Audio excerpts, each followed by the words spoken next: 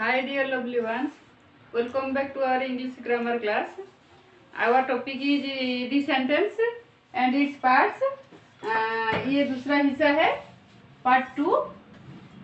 आज हम ज़्यादा जानकारी लेंगे।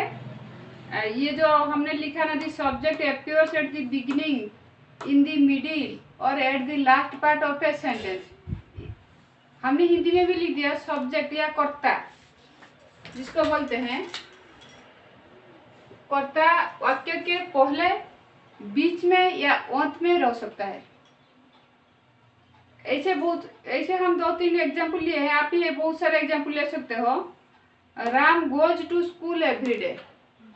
हमने पहले से बोला कि वो जो पहले सेंटेंस का आप भार भी आइडेंटिफाई करो। ये सेंटेंस में गोज भार आता है, भी लिख दिया हमने, भार के लिए भी लिखा। तो इसे वो भार को लगा के हु और व्हाट लगा के भार को क्वेश्चन पूछना है। हु गोज, हमने ये क्वेश्चन लिख दिया, हु गोज। आंसर आया क्या? राम। तो ये आंसर कर दिया, तो ये हुआ सब्जेक्ट। यहाँ subject first beginning of the sentence, sentence के बिगिनिंग में आ जाता है सब्जेक्ट। तो एग्जाम्पल 2 पर जाएंगे। In the fall the leaves cover the ground. जब पतन के समय the leaves cover the ground, leaves ground को कवर कर देता है। यहाँ जो कवर है ना, ये भार होता है। कवर कर देता है, मैं फैल जाता है ग्राउंड के ऊपर, तो ये भार होता है। इसको लगा के क्वेश्चन पूछना है हमको।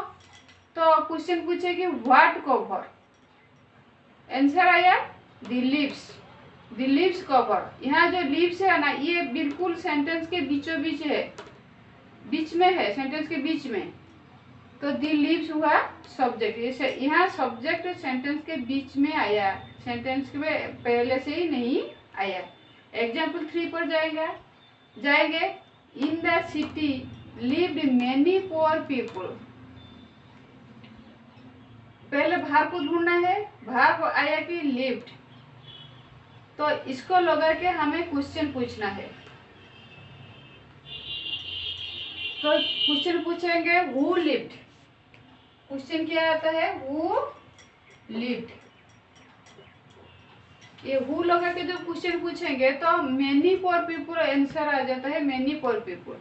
तो मेनी फॉर पीपल हुआ सब्जेक्ट। ये जो मेनी फॉर पीपल, ये सेंटेंस के एंड में आ जाता है, ये पहले से नहीं आता। तो सब्जेक्ट किसी वाक्य में पहले से ही आता है, किसी वाक्य में बीच में आ जाता है, और किसी वाक्य में लास्ट पार्ट में भी आ सकता है। हमारा सब्जेक्ट एंड प्रेडिकेट का जो पहला वीडियो था, उसमें एक पॉइंट था कि सब्जेक्ट में भी सिंगल वर्ड और more than one word.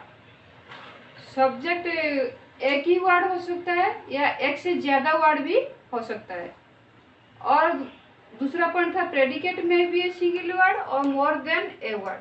Predicate भी एक सिंगल वर्ड हो सकता है और एक वर्ड से भी ज्यादा वर्ड हो सकता है।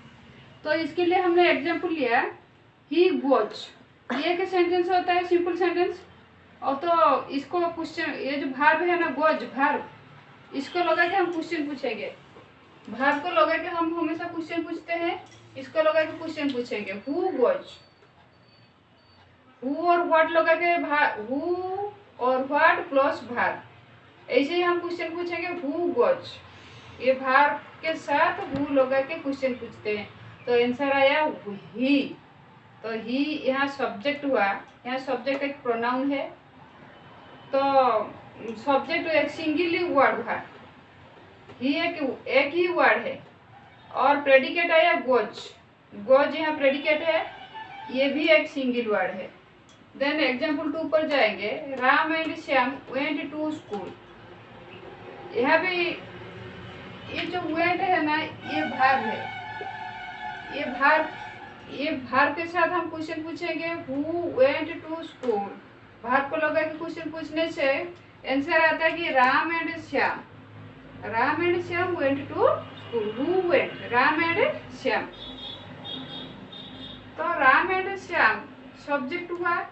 ये सिंगल वर्ड नहीं है, यहाँ 3 वर्ड है, 1 2 3। ये मोर देन वन वर्ड। यहाँ सब्जेक्ट है more than one word. and predicate is also more than one word. Predicate is also more than one word. Predicate कौन सा हुआ? Went to school. Went to school. यहाँ predicate is also more than one word. More than one word. फिर चलते हैं अलग अलग sentence, declarative, interrogative, exclamatory, ऐसी अलग अलग सेंटेंस में कैसे सब्जेक्ट और प्रेडिकेट को हम पहचाने। अभी जितने सारे सेंटेंस के एग्जांपल हमने दिए वो सब डिक्लेरेटिव सेंटेंस था या स्टेटमेंट था। अभी चलते हैं कि और जो इंटरोगेटिव सेंटेंस है ना उसका सब्जेक्ट और प्रेडिकेट कैसे पहचानेंगे। How to know subject in interrogative sentences.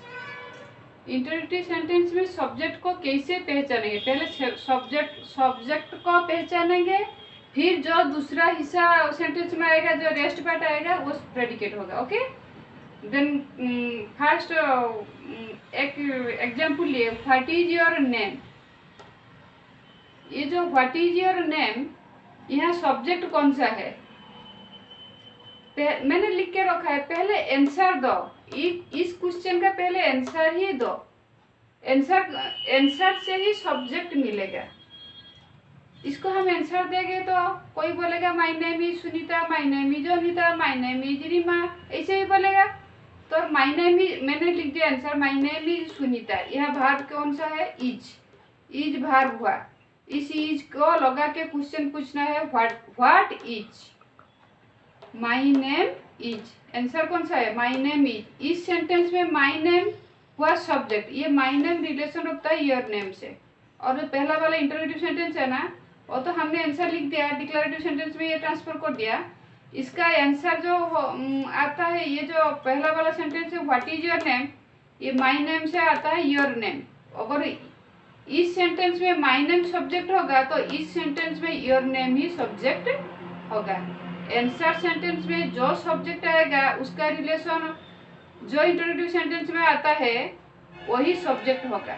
तो यहाँ सब्जेक्ट हुआ योर नेम, और जो रेस्ट पार्ट होता है व्हाट इज, ये होगा प्रेडिकेट। हमने यहाँ लिख दिया subject your name, predicate what is. फिर दूसरा एग्जांपल लेंगे, वेयर आर यू गोइंग। तो इसका पहले आंसर ढूंढेंगे। हमने बोला था कि पहले आंसर ढूंढना है, तो इसका आंसर आएगा I am going to the nearest market. ऐसे कुछ आंसर आएगा। तो ये जो आंसर सेंटेंस में भार्ब एम गोइंग, भार्ब कौन सा होता है? Am going. मैंने पहले से बोला था कि हु व्हाट लगा के भार्ब को क्वेश्चन, भार्ब के साथ हु व्हाट लगा के क्वेश्चन पूछना है। तो हु इज गोइंग, ये जो भार्ब हुआ ना एम गोइंग, इसको हम क्वेश्चन पैटर्न में चेंज कर दिया, हु इज गोइंग। आंसर क्या है? I am. ये जो आई आता है ना, आई एम, ये आई एम इस सेंटेंस में सब्जेक्ट है आई, क्योंकि भार्ब को लगा के हमने क्वेश्चन पूछा तो आंसर आई, तो सब्जेक्ट हुआ आई। ये सब्जेक्ट, ये जो सेंटेंस में सब्जेक्ट आई, ये जो इंटरोगेटिव सेंटेंस है ना, ये यू के साथ रिलेशन रखता है। वेयर आर यू गोइंग, आई का रिलेशन यू के साथ होता है। यू का आंसर आता है कि आई, तो यू हुआ सब्जेक्ट। और ये जो गोइंग है ना, one part of the predicate, where are another part of the predicate. यहाँ प्रेडिकेट का दो हिस्सा है, इस तरफ एक हिस्सा यू के और जो सब्जेक्ट के दाहिने तरफ एक हिस्सा है और बाईं तरफ भी दूसरा हिस्सा है। ऐसे ही हम इंटरोगेटिव सेंटेंस में सब्जेक्ट और प्रेडिकेट को पहचानेंगे। ओके, देन एग्जांपल 3 पे चलेंगे। हमारा इंटरोगेटिव सेंटेंस है, which of this books is yours. पहले इसका आंसर ढूंढना है, दिस बुक इज माइन। कोई आंसर देगा तो इसे ही लिखेगा। तो इस सेंटेंस में इज मेन भार्ब हुआ, हु और व्हाट के साथ इज लगा के हमें क्वेश्चन करना है, भार्ब को लगा के क्वेश्चन करना है। तो क्वेश्चन किए व्हाट इज, आंसर आएगा दिस बुक इज। भार्ब तो कभी भी सब्जेक्ट नहीं हो सकता, तो ये भार्ब के साथ दिस बुक जोड़ गया, ये हुआ सब्जेक्ट। ये जो सब्जेक्ट हमारा, ये पहला वाला सेंटेंस हमने यहाँ लिख दिया, which of this books is yours. तो दिस बुक का रिलेशन ये सेंटेंस में व्हिच ऑफ दीज बुक्स के साथ है, तो ये टोटल पार्ट सब्जेक्ट हुआ, तो ये रेस्ट पार्ट हुआ, इज योर्स हुआ प्रेडिकेट। ये इंटरोगेटिव सेंटेंस में सब्जेक्ट और प्रेडिकेट पहचानना थोड़ा डिफिकल्ट होता है, तो इसके लिए हम कुछ एक्टिविटी भी करेंगे। और आपको ये वीडियो अच्छा लगा तो एक लाइक, सब्सक्राइब और शेयर करना। आज के लिए बस इतना, बाय।